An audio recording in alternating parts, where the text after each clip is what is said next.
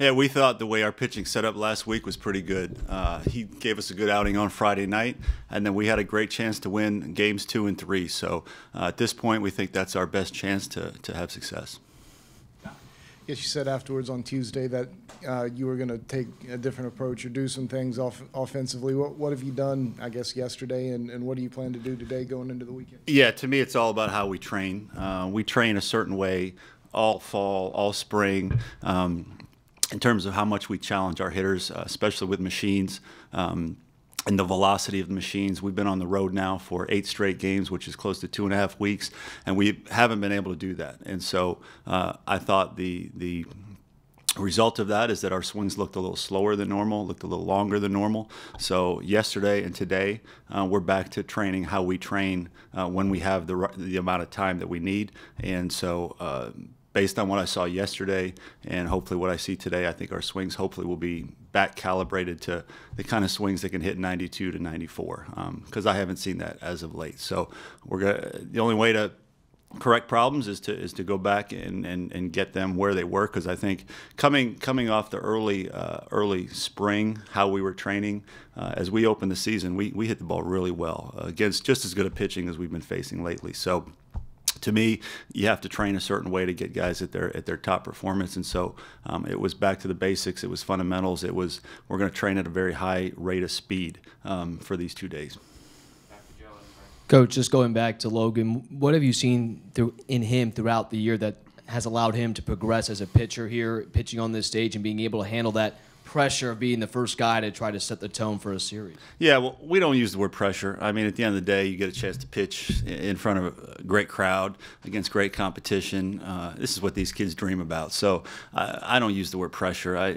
We're all very fortunate to do what we do. So I don't want him thinking about it as pressure. As he gets a chance to pitch for Gamecocks on a Friday night against LSU. He's had success. He pitched against North Carolina on a great stage. He pitched on the road at Arkansas and helped us win. This is just the next opportunity for him. Coach, you mentioned a moment ago how important time is. When you're thinking about traveling to Lexington, playing in the cold there, then going to Fayetteville after that, how different is it when you approach an SEC series in your own ballpark? Well, you have more time to work on things, period, and you have more resources. You have your own batting cages. You have your own pitching machines. I mean, we use 3 to 4 pitching machines every day in practice when we're at home. On the road, you're lucky if you get one. So it's just a matter of how can you prepare. And in this facility, with all the resources we have, we can prepare at a very high level that being on the road, being on foreign soil just doesn't allow you. So to me, that's the biggest thing. What have you seen in LSU in your scouting so far? They're very good. They're very good, and they seem to be getting hot. They're a program that generally gets hot in the second half of the season, and they look like they're starting to trend that way. They swept last week, had a tough loss last night on the road, but it's a very offensive team. It's a very athletic team, and they can pitch. I think they're starting to figure their pitching out. They have power arms starting on Friday night, so it's a top 20 team, probably top 15 team, and trending upwards. Coach, I don't know, big picture, if you've had any chance to think about this, but you're halfway through the SEC schedule now. What have you kind of learned about being in this conference, and what do you kind of hope to change moving forward? Well, I just think you learn that it's the best baseball in the country, and I knew that coming in. You have to be really good just to keep your head above water in this league. You have to be good across the board. You have to be very athletic. You have to have pitchers that throw nothing but strikes.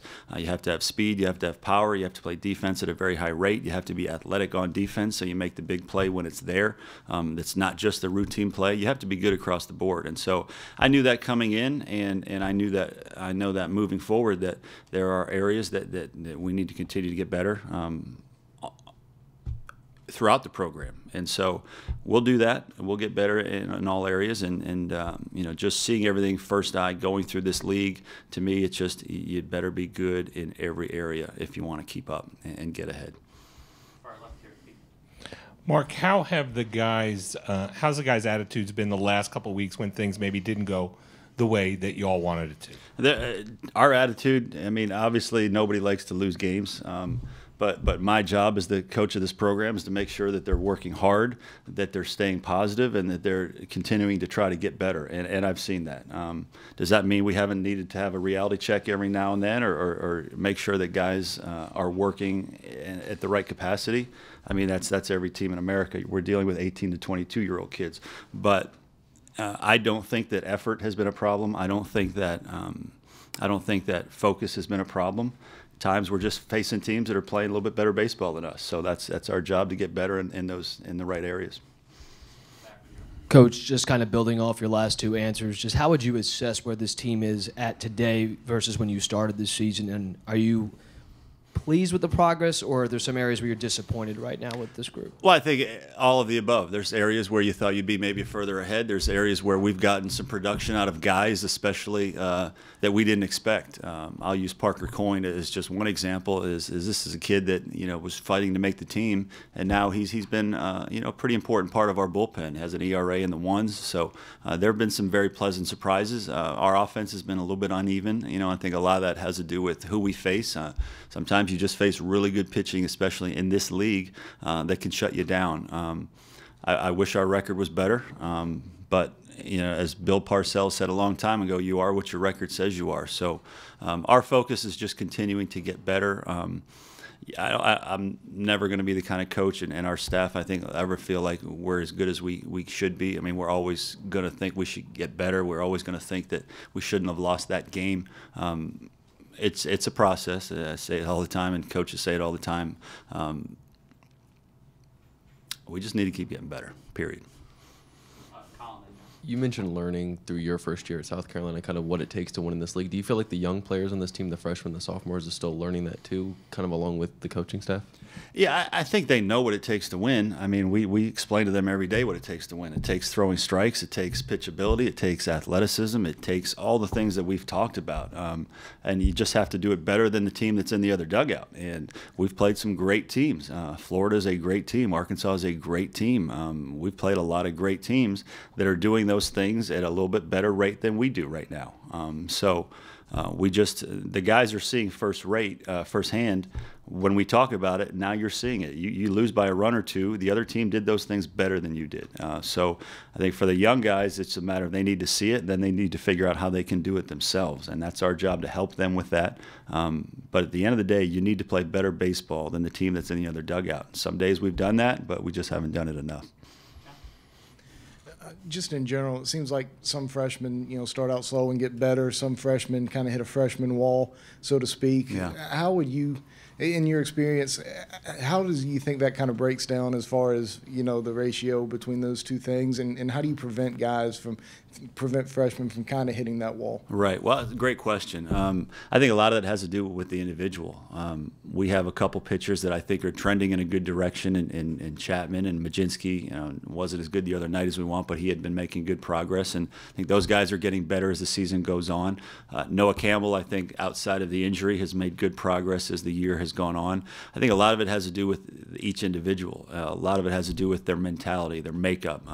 Can they handle the rigors? Are they mentally tough enough to deal with the week-by-week struggle and challenge that this program is? Physically, can you hold up? Some guys are physically ahead of others, and if you're physically strong, you can handle the rigors of this league. If you're losing a little bit of weight, or you're not taking care of yourself off the field with getting enough sleep or eating the right way, that catches up to you too. So some freshmen are more mature than others. That's the bottom line. Some are more ready for this grind than others, and so you don't really know how those guys fit and how they'll adapt until you see them go through it. I guess kind of going along those lines, are you pleased with where your freshman class is so far? I'm never satisfied. I think our freshman class should be a little bit ahead of where it is right now. So I think we're getting some good production out of some of them, but not as much as we should maybe in other cases, and so that's a constant evaluation. And how does TJ look swinging the bat? Do you anticipate him being in there tomorrow, barring anything weird today? Yeah, I do. I think we'll get TJ back. He swung the bat well yesterday. Anticipate him doing the same today. So I think you'll be able to look forward to seeing him play tomorrow night. Sticking with that, but how's Justin doing with his knee? I need to talk to the trainer again today after he sees him. Yesterday, we kept him out of practice yesterday, so we'll have to see how he looks today. Speaking more generally, I don't know if you saw the rule change that the NCAA adopted yesterday with 2 fall games. I guess, what are your thoughts on that, and Do you have any early ideas of who you'd like to face? We do. We'll probably keep them under wraps for now since it's such a new rule, but I think you can get creative with it. I think there's a lot of things that can be on the table with who you play. Maybe you play some opponents that people will really get excited about. Maybe you go low key. Everything at this point will be on the table with those 2 fall games, but I think there's some opportunities for some pretty fun things for fans and players. And also just your general thoughts on the recruiting rules. What do you like about it, and what do you not like? Yeah, I mean, for everybody out there, they delayed when freshmen, sophomores can come on campus and start meeting with coaches.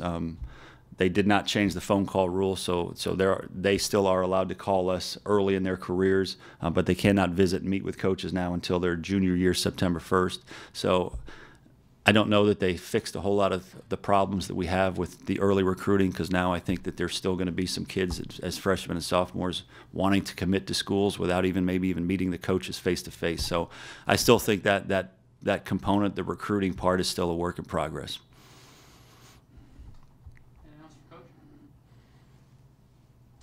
All right. Thanks, guys.